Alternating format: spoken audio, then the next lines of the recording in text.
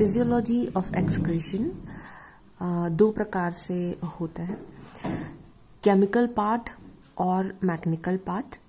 Chemical part में deamination और ornithine cycle आता है। मैकेनिकल पार्ट में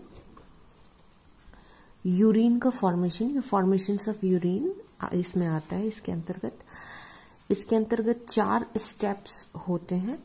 पहला जो है वो है ग्लोमेरुलर फिल्ट्रेशन, जिसको हम अल्ट्रा फिल्ट्रेशन इन माल्पीजियन कार्पस्कल भी कहेंगे।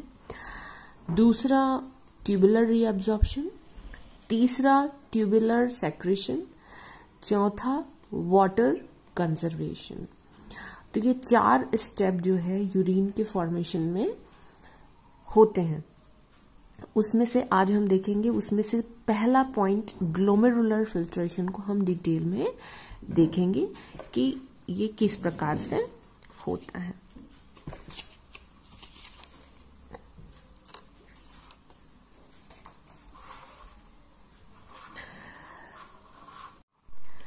हम देखेंगे माल्पीजियन कार्पस्कल में अल्ट्राफिल्ट्रेशन किस प्रकार से होता है। इसमें 2 फैक्टर जो है इम्पॉर्टेंट होते हैं अल्ट्राफिल्ट्रेशन के लिए। पहला जो होता है वो बैरियर होता है, यानी कि उसका जो लेयर होगा माल्पीजियन कार्पस्कल का वो इम्पॉर्टेंट रोल प्ले करेगा फिल्ट्रेशन में। और दूसरा जो होता है वो प्रेशर होता है। तो आइए देखते हैं कि बैरियर जो है वो किस प्रकार से कार्य करता है। ये जो है डायग्राम ग्लोमेरुलस कैपिलरी का है। रेड कलर में जो आप देख पा रहे हैं वो ग्लोमेरुलस कैपिलरी है। बीच में ब्लैक कलर में जो आपका स्ट्रक्चर दिख रहा है वो है basement membrane, glomerular basement membrane. नीचे जो है वो पोडोसाइट या inner wall of Bowman's capsule, आप देख पा रहे होंगे ये बोमेन्स कैप्सूल है और उसका जो सेल है वो पोडोसाइट कहलाता है। तो इस प्रकार से ये स्ट्रक्चर, अल्ट्रा स्ट्रक्चर हम देख रहे हैं इसका। ऊपर ग्लोमेरुलर कैपिलरी, बीच में बेसमेंट मेम्ब्रेन, नीचे बोमेन्स कैप्सूल और यहाँ जो सेल है वो पोडोसाइट सेल जो है वो इसकी लाइनिंग कहलाती है। ये 3 बैरियर इसमें endothelial cells of glomerular capillary पहला, दूसरा बेसमेंट मेम्ब्रेन दूसरा, तीसरा पोडोसाइट। तो ये 3 लेयर जो है इस माल्पीजियन कार्पस्कल में मौजूद होता है। माल्पीजियन कार्पस्कल किसको बोलते हैं? जब ग्लोमेरुलर और बोमेन्स कैप्सूल दोनों आपस में मिलकर के माल्पीजियन कार्पस्कल कहलाता है। ये दोनों मिल जाते हैं तो ये माल्पीजियन कैप्सूल्स या कार्पस्कल कहलाता है। और इसमें 3 लेयर मौजूद होते हैं। तो ये तीनों लेयर जो है ऊपर की लेयर जो है आप देख पा रहे होंगे रेड कलर में यहाँ पर दिख रहा है। और इसके एंडोथेलियल सेल्स के बीच में गैप पाया जाता है। ये गैप 8 नैनोमाइक्रोन का होता है। इस नैनोमाइक्रोन को हम कहते हैं फेनेस्ट्रेशन या फेनेस्ट्री।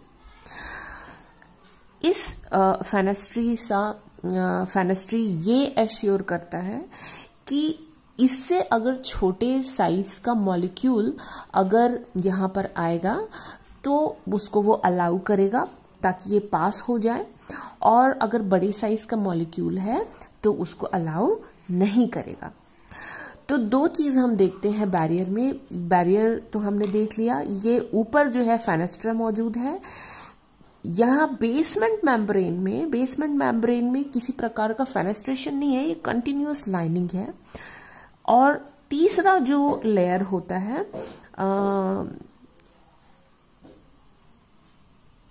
बोमेन्स कैप्सूल के इनर वॉल में, जिसमें पोडोसाइट उपस्थित है, उसमें भी हम देख पा रहे होंगे कि यहाँ पर बीच में स्लिट मौजूद है। स्लिट लाइक पोर इसमें उपस्थित है, ये भी पोरस है। ऊपर भी पोरस है जिसमें 8 नैनोमाइक्रोन का फेनेस्ट्रा उपस्थित है, नीचे भी ये स्लिट लाइक पोर इसमें उपस्थित है, गैप इसमें उपस्थित है। यहाँ इस एरिया को हम बोलेंगे फिंगर लाइक प्रोजेक्शन या फुट लाइक प्रोसेस जो होता है वो उसमें मौजूद होता है, और उसमें गैप होता है जिसको हम कहेंगे स्लिट पोर्स हम कहेंगे यहाँ पर।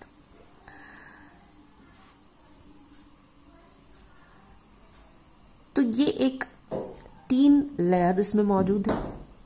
अब देखते हैं कि ब्लड में बहुत सारे मॉलिक्यूल्स उपस्थित होते हैं। ब्लड में आपका ब्लड में कई प्रकार के मॉलिक्यूल्स होते हैं, water, glucose, salt, urea, positive charge ion, negative charge ion, bicarbonate, proteins, RBC, WBC, ये तमाम चीज़ें उसमें होती हैं। अब हम देखते हैं कि जो ग्लोमेरुलर कैपिलरी है वो इस प्रकार से होता है, कॉइल्ड स्ट्रक्चर होता है, और यहाँ पर एक प्रेशर क्रिएट होता है बैरियर की वजह से। वो बैरियर जो है 3 लेयर उसमें मौजूद है, 3 लेयर पे हमने चर्चा की। तीनों लेयर नेगेटिव चार्ज यहाँ होते हैं और प्रोटीन को फिल्टर होने नहीं देते हैं।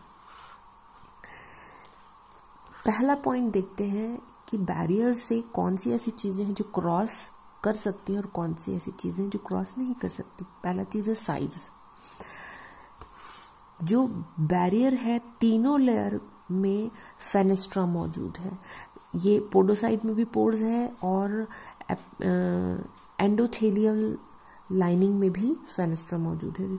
जो फेनेस्ट्रा का साइज 8 नैनोमाइक्रोन है, तो ऐसे मॉलिक्यूल जिसकी साइज कम है वो आसानी से क्रॉस हो सकता है, और जिसका साइज बड़ा है वो क्रॉस नहीं हो पाएगा।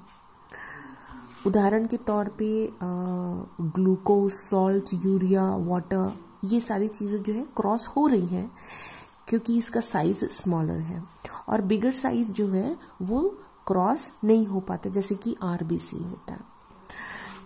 चार्ज की बात, तो चार्ज जो है, सेकेंड पॉइंट चार्ज, कुछ ऐसे मॉलिक्यूल होते हैं जो कि पॉजिटिव चार्ज होते हैं।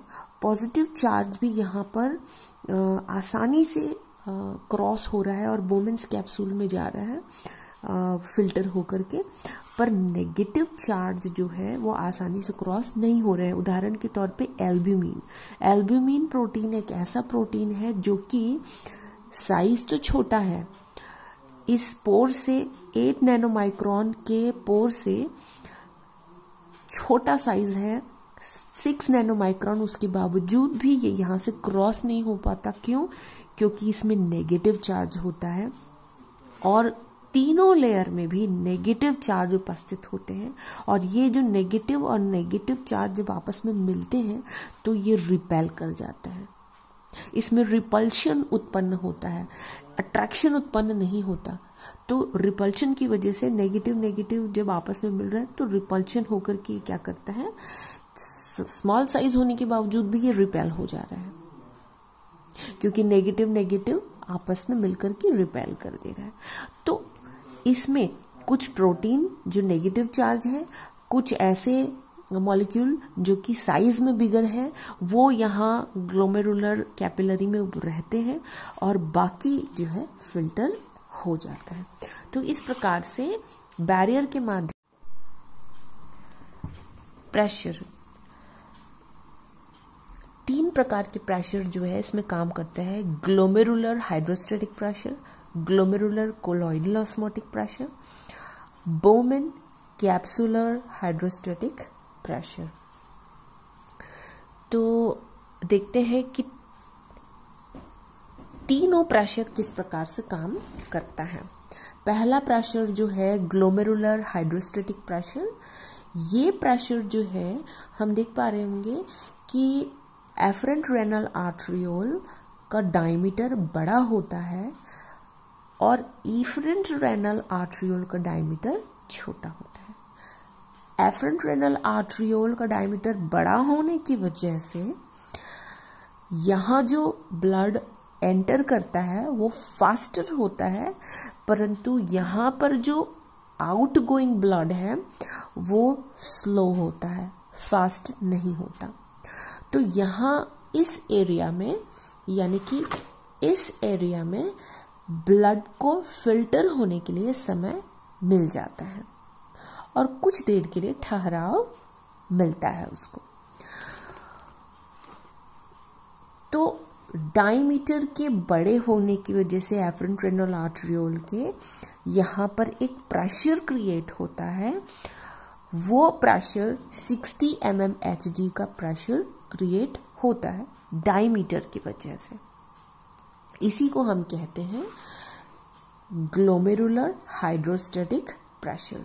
केवल डायमीटर की वजह से यहाँ पर प्रेशर क्रिएट होगा और मॉलिक्यूल जो है पॉजिटिवली चार्ज मॉलिक्यूल और स्मॉल साइज मॉलिक्यूल जो है आसानी से यहाँ पर